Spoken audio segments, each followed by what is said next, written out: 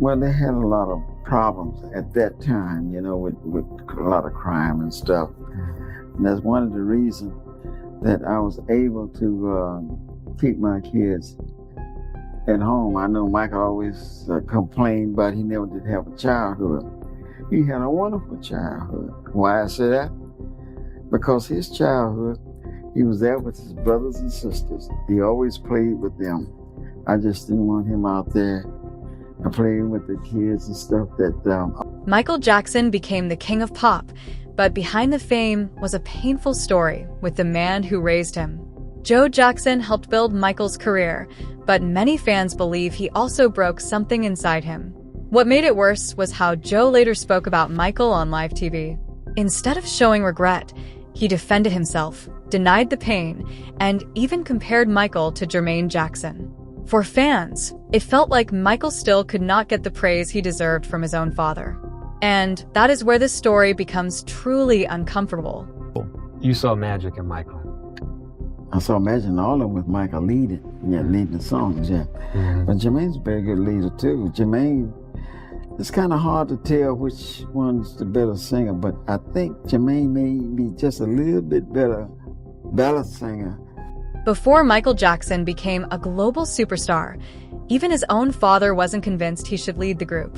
Michael later revealed that his mother, Katherine Jackson, had to repeatedly urge Joe Jackson to listen to him sing because Joe had already decided that Jermaine Jackson was the family's strongest voice. That detail makes the story even more heartbreaking. Michael possessed extraordinary talent, charisma, and a once-in-a-generation gift, yet inside his own home, he still had to fight to be seen. Long before millions of fans cheered his name, he was searching for something far more personal, the approval of the man whose opinion mattered most. And some believe that need for recognition never completely left him. My mother caught me making my bed one day and I was singing. And she said to my father that I could sing and he didn't want to hear of it. He said that Jermaine's the lead singer, not Michael. My mother said, Joe, you really should hear him sing. He can sing. She goes, no, Jermaine's the lead singer of the group and that's it. She forced him to listen to me. And once he listened to me, from that moment on, I was the lead. But the pressure inside the Jackson home was not just about music. Michael Jackson later revealed that rehearsals were filled with fear. According to Michael, Joe Jackson would sit in the room with a belt in his hand while the children practiced, and a single mistake could bring immediate punishment.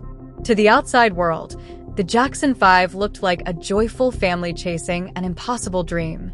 Behind closed doors, however, Michael described something very different, a childhood where perfection was demanded, fear became routine, and failure was met not with encouragement, but with pain. Those experiences would stay with him long after the fame arrived, shaping the man the world would one day call the king of pop. Because he used me as the example. It was like, do it like Michael. And he practiced us with a belt in his hand. And if you miss a step, expect to be... Just let me go back. You just said that you would practice the dance steps and your father would be holding a belt in his hand. Is that what you just said? Yes. And he would tear you up if you missed. And so not only were we practicing, we were nervous rehearsing because he sat in the chair and he had this belt in his hand. And if you didn't do it the right... Michael Jackson never spoke about Joe Jackson's discipline as if it were ordinary or simply strict parenting. To Michael, rehearsals were not just about learning songs or perfecting dance moves. They were moments filled with pressure and fear. Joe pushed his sons relentlessly, demanding perfection at every turn. And even when Michael became the star everyone looked up to, that pressure did not feel like praise. It came with punishment, anxiety, and the constant fear of getting something wrong. Years later, Michael admitted that those experiences never truly left him. The fame, the awards, and the success could not erase the memories of a childhood shaped by fear. Instead, They became painful reminders of the years he felt he never really got to live. And the constant fear of making a mistake. For Michael, those moments did not disappear after fame. They became painful memories that followed him into adulthood and shaped how he looked back at his lost childhood. How often would he beat you? Too much. Would he only use a belt?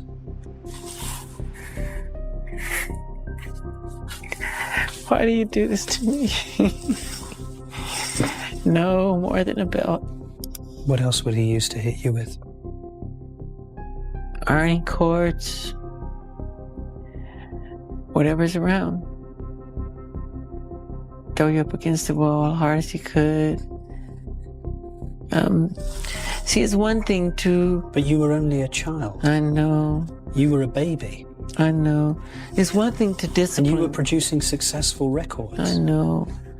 He would lose his temper. I just remember hearing my mother scream, "Joe, you're gonna kill him, you're gonna kill him, stop it, you're gonna kill him," and I was so fast, he couldn't catch me half the time, but when he would catch me, oh my God, it was...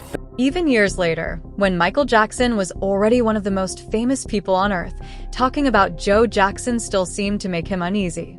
In one interview, when he was asked whether his father had been too strict, Michael paused, laughed nervously, and joked that Joe would kill him for answering. But behind the joke, many people saw something much deeper. This did not feel like an ordinary memory of a strict parent. It felt like a grown man who, despite all his success and fame, still carried fear from his childhood. The King of Pop could command stadiums filled with thousands of screaming fans, yet the mention of his father's name still seemed capable of bringing back emotions he had spent a lifetime trying to escape. Strong parents, I think, are very important, especially in our situation. If he hit me, I would hit him back, which was terrible. And I would run around the house and hide and all that stuff. But I would really get it more than anybody. Do you think your father was too strict? Yes. No, he's gonna kill me. He's gonna get you still worried about that. Well, he feels that he was strict. I'm glad he said it. Now I'll say it, yeah. While the world saw Michael Jackson smiling on stage, breaking records, and collecting awards, LaToya Jackson described a very different reality behind closed doors. According to LaToya, Michael was not simply haunted by childhood memories. She believed the fear and emotional scars stayed with him long after he became famous. That is what makes this story so heartbreaking. Fame gave Michael wealth, success, and global admiration, but according to LaToya, it could not erase the damage done during his early years. He could stand in front of millions of fans and appear fearless, yet the pain connected to Joe Jackson's strict control was something he carried quietly throughout his life. For LaToya, the little boy who desperately wanted his father's love never completely disappeared, no matter how big the superstar became. Still followed him. Well, what was it like at home?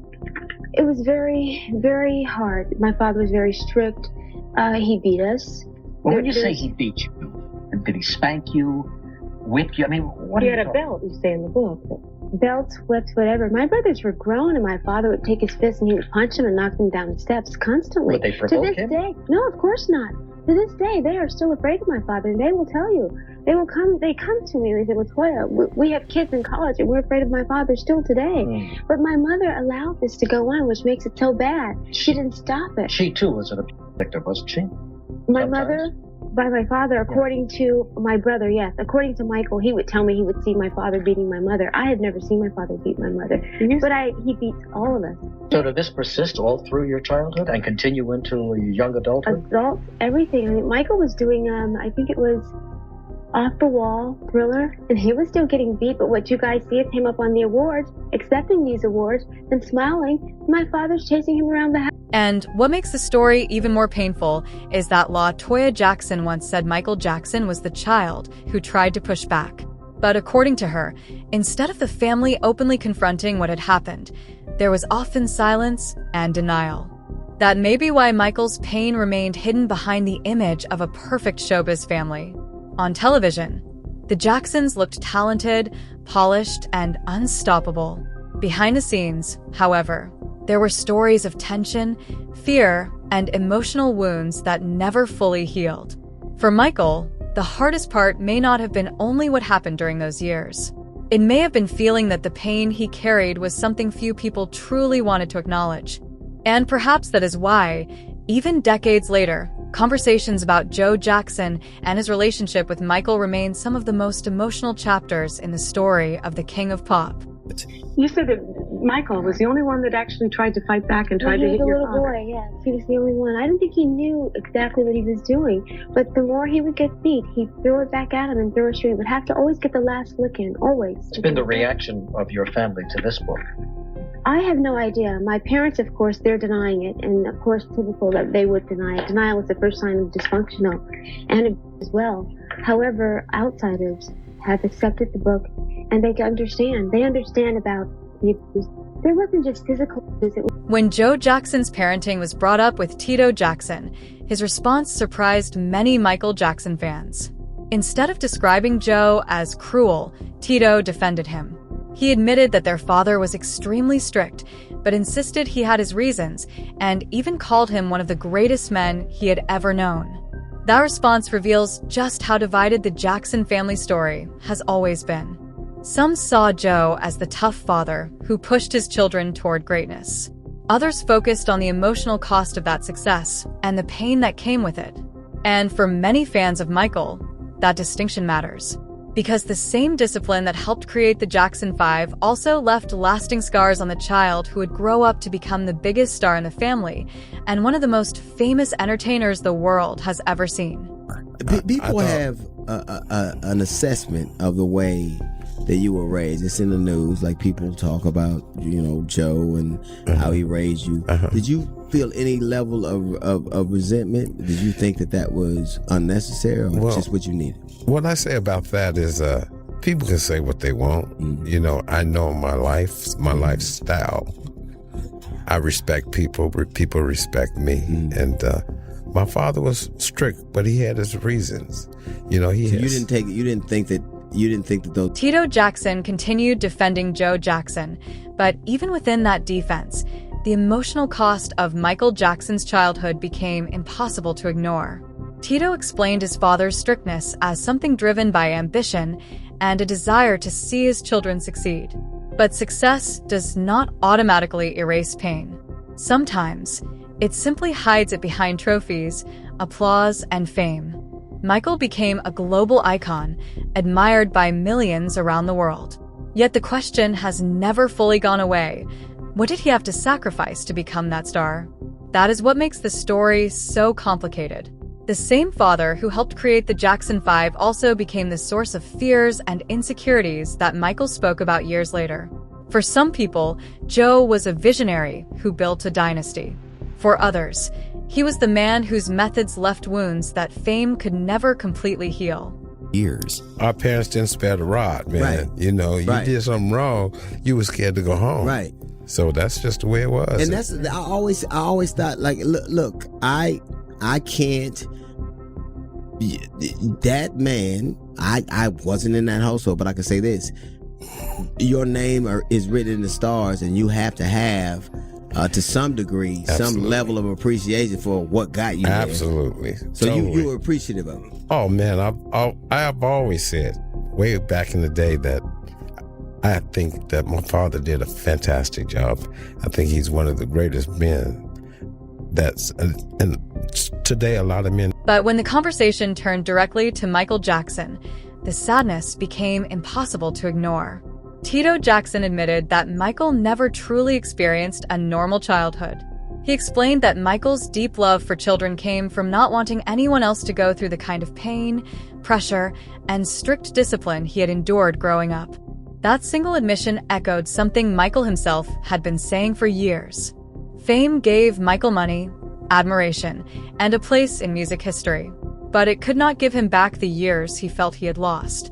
While millions saw the King of Pop, Michael often spoke about the little boy inside him who never got to experience ordinary things, playing freely, making mistakes without fear, or simply growing up without enormous expectations. And perhaps that loss shaped him more than any award or record ever could. world. He could never hit Michael. He swing over here, Michael's over there. So all of this stuff, and we have to talk about that. All the stuff that's going on with Michael. How does that make you feel? What do you well, think? It makes me feel really bad because Michael is probably one of the most different type of people. Growing up, his life is basically who he is. You know, he was a kid all his life, and he never got things to do that most kids do, play outside. And you thought that hurt his development? Well, it makes him want to do things longer, I think. He still was enjoying Mickey Mouse and Disneyland movies and things like that. So that's basically where he was as a person. That also explains why Michael's later world looked so childlike to people on the outside. For him, it was not just fantasy or strange behavior. It was a way of reaching for the childhood he felt was taken from him. Neverland, toys, games, animals, amusement rides, and time around children were all connected to something deeper. Michael was trying to rebuild a part of life he never got to enjoy. Many people judged it from the outside, but to Michael, it was tied to a wound that began long before fame became global. Totally wrong. I think the world has him wrong. He was a very loving person. I think he's kind of the persons that felt that when he was growing up, he wouldn't want a kid to get spanked the way he was, right, or whatever. Or he's very giving. If a kid needs help in the hospital or school or needs to go to... Even while talking about Michael Jackson's kindness toward children, Joe Jackson still found a way to give himself some of the credit. He suggested that Michael may have inherited that caring side from him. But for many fans, that moment felt uncomfortable because Michael's affection for children was often linked to something much more personal, the childhood he felt he never had. To them, it did not sound like a trait that was simply passed down. It sounded like something Michael created out of his own experiences. He spoke openly about growing up under pressure, living with fear, and missing out on the simple joys of being a child. And because of that, many believe he wanted the children around him to experience the happiness, freedom, and innocence he always wished he had known himself. I guess Michael got it from me. I don't wish bad on nobody, you know. But when somebody break the rules and it can be proven that they broke the rules, it has to be dealt with the law. In an interview after Michael Jackson died, Joe Jackson was asked directly about the pain many people believed he had caused his son. But instead of expressing regret, Joe rejected the criticism. He insisted that he had only done what any parent would do to raise successful children. To some people, that sounded like a father defending his methods. But to many of Michael's fans, it sounded like Joe still did not understand the difference between discipline and fear. Michael had spoken openly over the years about feeling hurt by his childhood and about the emotional scars he carried into adulthood. Yet Joe continued to describe his approach as normal parenting. And that is part of what makes this story so difficult to talk about. Even after Michael shared his side of the story, there never seemed to be a moment when both father and son truly agreed on what those years had meant. What do you say about all these things that have been said over the years that you harmed Michael as a child? Oh, that's a bunch of bull. That's a bunch of bull. Straighten me out. And that's not true. You never physically harmed him? Never have. And I raised him just like you would raise your kids, you know. But harm Michael for what? I have no reason. That's my son. Michael Jackson's father also told Larry King that he had made no mistakes in raising his children. Joe Jackson denied that he had beaten Michael and pushed back against stories about abuse that had followed the family for decades. What surprised many fans was not just the denial, but how absolute it was. Because years earlier, Michael had spoken publicly about feeling frightened as a child and about the punishments he remembered growing up. Yet Joe continued to reject the harshest accusations completely. That is why the father-son story remains so painful. Michael described fear, pressure, and emotional scars that stayed with him for life, while Joe insisted his methods were necessary and that he had nothing to apologize for. For many fans, it felt as though Michael's pain was being questioned, or even erased, long after he was gone.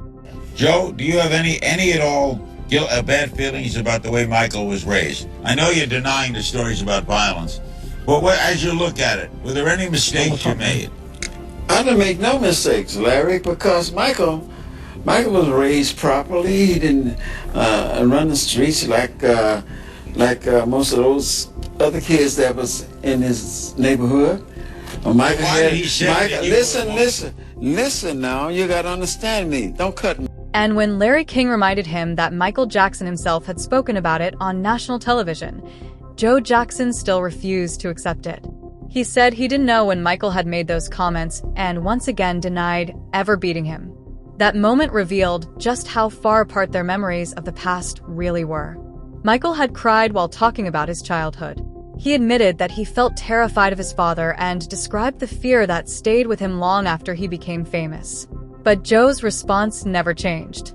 He continued to deny the harshest parts of Michael's story and insisted he had simply done what was necessary to raise successful children. For many fans, this was about more than a disagreement between a father and son. It felt like Michael's pain was still being dismissed, even after his death. The King of Pop had shared his truth with the world, yet the person whose approval he spent his life chasing never seemed willing to fully acknowledge the hurt that truth contained. Didn't he once say that you were physically, emotionally abusive to him? I've never been abusive to him. Never have. But did he say that? Did he ever say that, to your knowledge? Well, I don't know whether he said that or not, but I hear the media keep hollering about him. I never my son. Larry, can I say something, Joe? Larry, do you know? Wait, Ro, let me handle this right here. Let me handle this. The media keep hollering about saying that I beat my son. That's not true. You know where this beating started? Beating started in the slavery days. They used to beat the slaves, and then they used to torture them. That's where this beating started, at these slave masters. And that's where that come from. But, hey, there's a lot of people in America, Larry. A lot of people in America spank the kids, you know. If they say they don't, they're lying. They're lying. And Michael was... But perhaps the clearest sign of how complicated Michael Jackson and Joe Jackson's relationship had become came years later when Joe went to visit him in Las Vegas. Instead of immediately agreeing to see his father, Michael reportedly asked one cold question. Did Joseph have an appointment? That single line said more than any interview ever could. This was not just a busy superstar avoiding an unexpected visitor. It sounded like a son who had spent years creating emotional distance from the man who once controlled nearly every part of his life. Michael had become one of the most powerful entertainers in history, yet when it came to Joe, the wounds of childhood seemed impossible to leave behind. I recall the time that when we settled in Vegas and Joe Jackson came to the house and he requested to see his son. And I went inside to tell Mr. Jackson, your father's here and your father would like to see you. And his first words was, does Joseph have an appointment? He did not. And certainly we did have an itinerary, each week of who he'd be seeing, who would he be calling, who would call him, who would be visiting, where we needed to go. So we knew everything and everybody that was going to be visiting him. And that one particular day, his father wasn't on the itinerary, but I didn't know the true dynamics of that relationship when he asked me, does Joseph have an appointment? And I told him he did not. He said, tell Joseph he needs an appointment. And when Joe Jackson was told he could not see Michael Jackson, his reaction revealed just how much tension still existed between them. Instead of quietly accepting it, Joe reportedly shouted that without him, none of his children would have careers.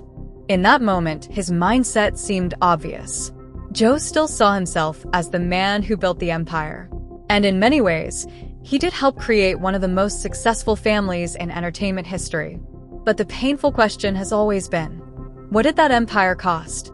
Because the child who carried the group, carried the fame, and carried the expectations also carried the emotional scars. Joe remembered the success. Michael remembered the fear. And perhaps that is why, despite all the records, awards, and achievements, their relationship remained one of the saddest chapters in the story of the King of Pop. Remembered the pain. That was probably one of the hardest things I had to do, is to go tell somebody's father that you need an appointment to see your child. But I didn't tell him that. I said, Mr. Jackson, your son is in the studio. It's loud. they're not answering. And I tried to give him my business card that he can give me a call tomorrow, the next day, and I'll make sure, you get in to see him. He didn't take that well at all. And he just yelled at me, wasn't for me. None of you would have these jobs. I started this. I was not going to get into an argument with Joe Jackson. I just listened to what he had to say, and I walked off. And that was hard for me to realize that's where their relationship is, that he needed. If you made it this far, make sure to like the video, subscribe to the channel, and turn on notifications so you never miss